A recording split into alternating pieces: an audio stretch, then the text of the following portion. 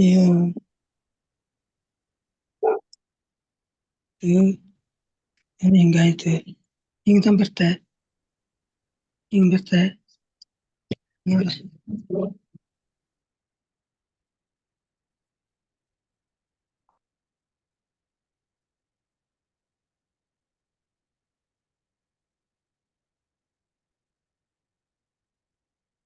Mummy உங்க நீங்களும் mute ஆயிட்டீங்க, அன்மியூட் பண்ணிட்டு பேசுங்க.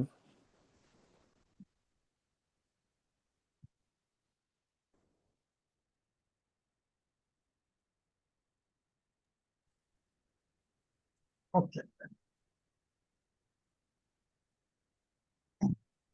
கேக்குதானோ? கேக்குது.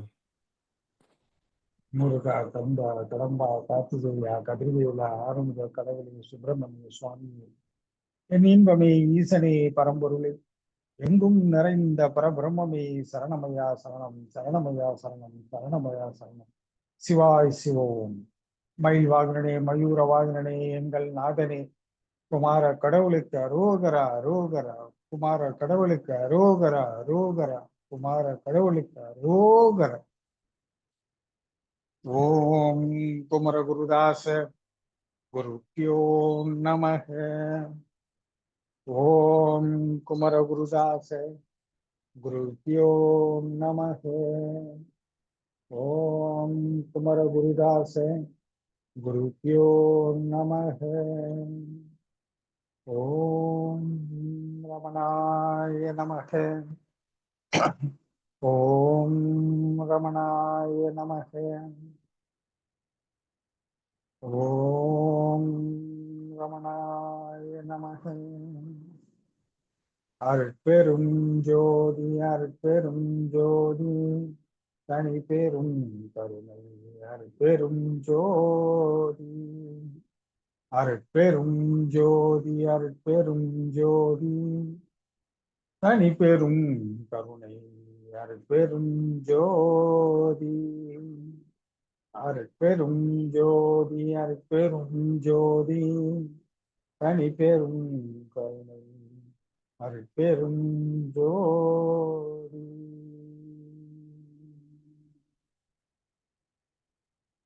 ஓம் பிரிய பாபாஜி நம.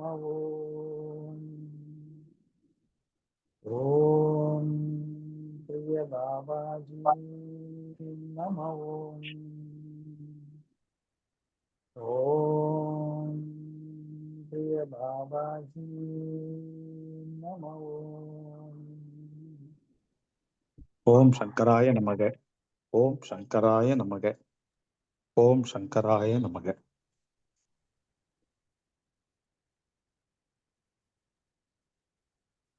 சொல்லுங்க வினோத். வணக்கம் சாமி. வணக்கம் சுவாமி, என்றால் என்ன? உண்மையான ஆன்மீகம். ஆன்மீகமா? உண்மையான ஆன்மீகம் என்பது என்ன? பக்தி என்ன என்பதை விளக்கும்.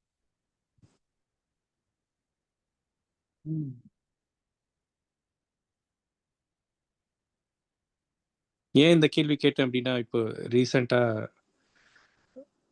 எல்லாரும் கோயிலுக்கு போகிறது நிறைய அதிகமாயிருக்கு. நிறைய ஃபாலோ பண்றாங்க. நிறைய டிஜிட்டல் சாமியாருக்கு நிறைய வந்துட்டாங்க. டிஜிட்டல் குருஸ் வந்துட்டாங்க. அதே மாதிரி டிஜிட்டல் வந்துட்டாங்க. எல்லாம் எல்லாமே ஃபாலோ பண்றோம். எல்லாம் கோயிலுக்கு போறாங்க. ஆனா எது உண்மையான ஆன்மீகம், எது உண்மையான பக்தி என்பது எத்தனை பேருக்கு தெரியும் தெரியல. அதை இன்னொரு வாட்டி நம்ம தெளிவா நம்ம நிறைய பேசியிருக்கோம்.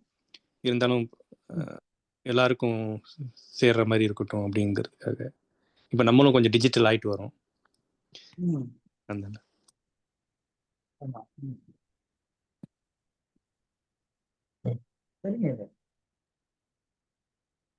ஆன்மீகம்னா ரொம்ப ஒற்ற வரியில சொல்லணும்னா ஆன்மாவை அடைவது ஆன்மீகம்.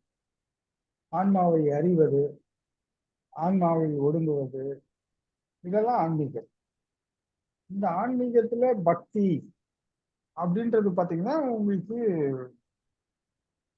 ரொம்ப முக்கியமான விஷயம். அந்த பக்தியில என்னன்னா எளிமை ரொம்ப முக்கியம். எப்போதும் தன்னை மிகைப்படுத்திக் கொள்றத ஆன்மா விரும்புறது இல்லை. எவன் ஒருவன் தன்னை எளிமைப்படுத்திக் கொள்கிறானோ, எவன் ஒருவன் தன்னை பணிவாக தன்னை பாவிக்கின்றானோ அவனே கடவுளுக்கு உகந்தவனாக தெரிகின்றான். இந்த பக்தி பாத்தீங்கன்னா இன்னைக்கு என் பக்தி பெருசு, உன் பக்தி பெருசுன்னு பிரம்மாண்டங்கள் அது இது நிறைய நடக்கிறது. அதெல்லாம் உங்களுக்கே தெரியும். இது ஒரு கால சுழற்சி, இல்ல சுற்றுப்புற சூழலின் தாக்கம், இல்ல இந்த நிறைய விளம்பரங்கள், இதெல்லாம் ஒரு முன்னெல்லாம் பாத்தீங்கன்னா ரொம்ப குறைவா இருந்தது. இப்பெல்லாம் நிறைய ஒரு விழானா இப்ப மிகைப்படுத்தி எல்லாத்துலயும் விளம்பரப்படுத்தி மக்கள் எல்லாம் ஒன்று திரட்டுறதுன்னு சொல்லி ஒரு விஷயம் நடக்குது. ஆன்மீகம் என்பது பாத்தீங்கன்னா நாம செய்யற ஐவகை வழிபாடு தான் ஆன்மீகம். இந்த உலகத்துல நீங்க எங்க தேடினாலும் நம்ம பின்பற்ற வழிபாட்டை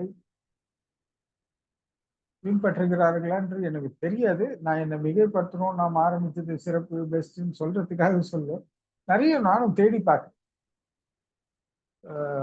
ஆன்மீகம், பக்தி, ஞானம், ஆரோக்கியம், ஒழுக்கம், பண்பு எல்லாத்தையும் உள்ளடக்கியதாக நம்ம இந்த ஐவகை வழிபாட்டு இருக்கு. உங்க கண்ணோட்டத்துல எப்படி இருக்குன்னு வேணா சொல்லுங்க.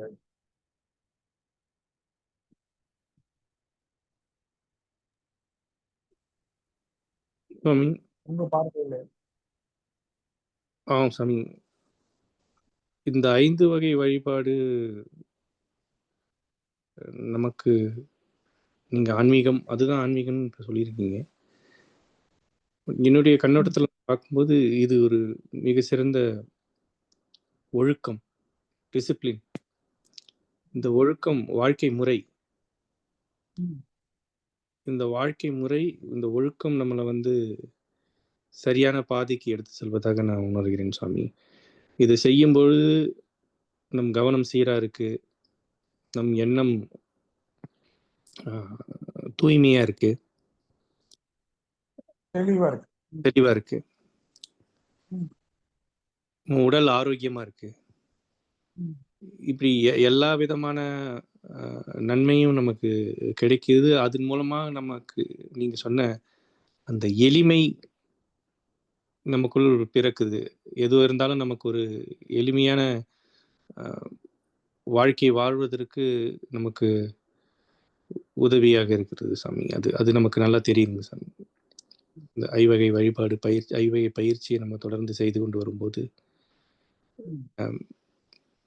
அதே மாதிரி தன்னம்பிக்கை நம்பிக்கையும் பெருக்குது. முன்னாடி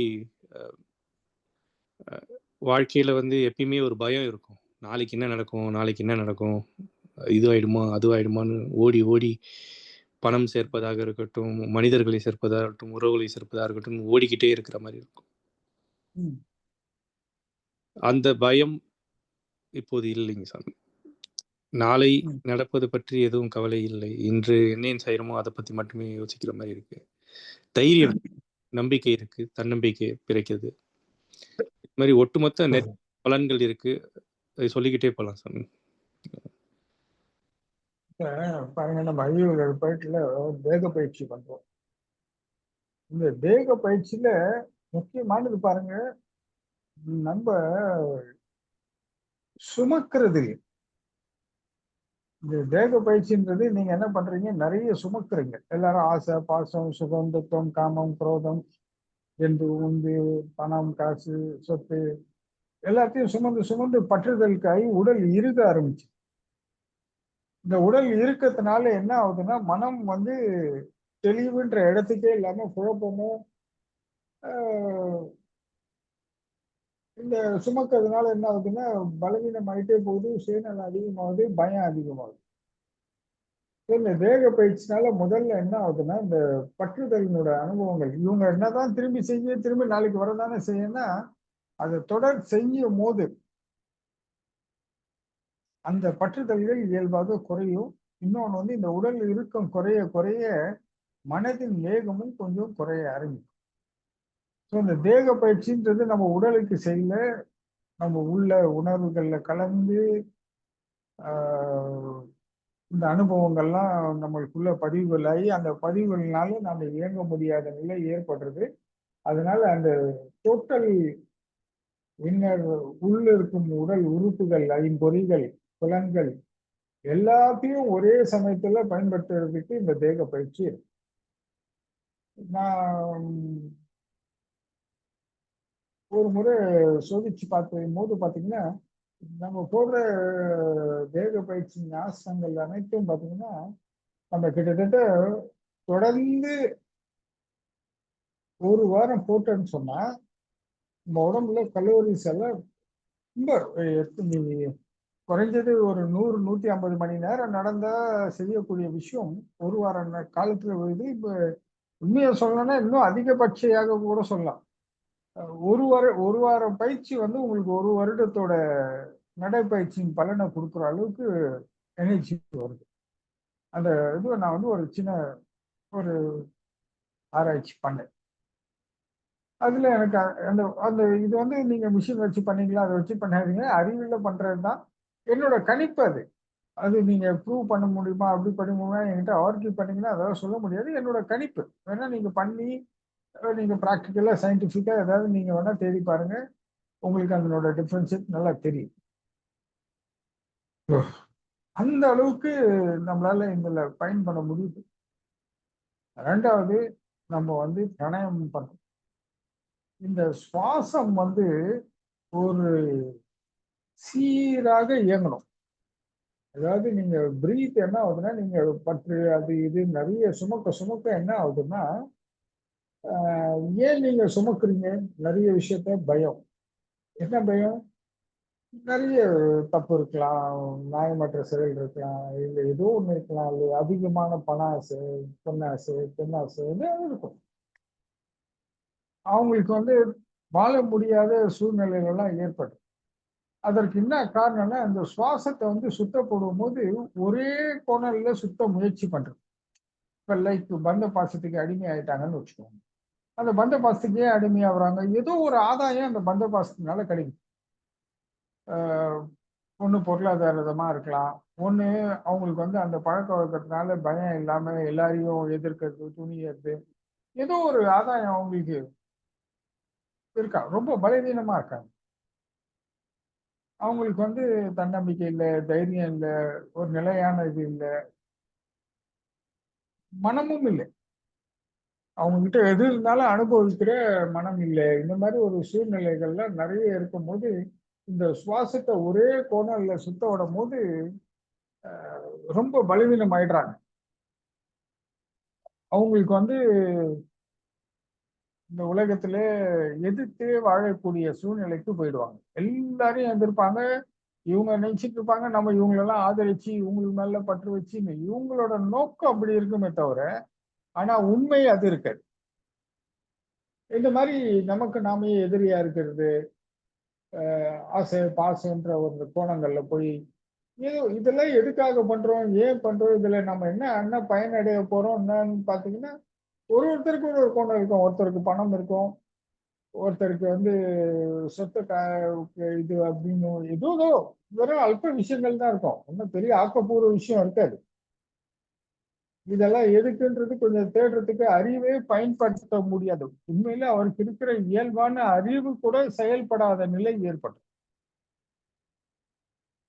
அறிவே இயங்காமல் மனம் ஒரு கோணங்களிலேயே இயங்கும். ஒரு ரெக்கார்டட் மிஷின் மாதிரி, ஒரு மெமரி பண்ணி கொடுத்த மிஷின் மாதிரி ஒரே விஷயத்துல மட்டும்தான் அவங்களோட இதெல்லாம் இருக்கும்.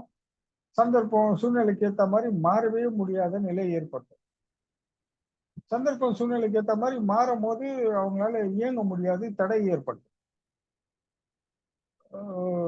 அதனால அவங்க என்ன பண்ணுவாங்கன்னா, வெறும் தன் ஆதாய நிலைகள் மட்டும் சிந்திச்சுக்கும் போது இன்னும் கொலையாயிடுவாங்க. அது ஒரு துர்பாக்கிய நிலை.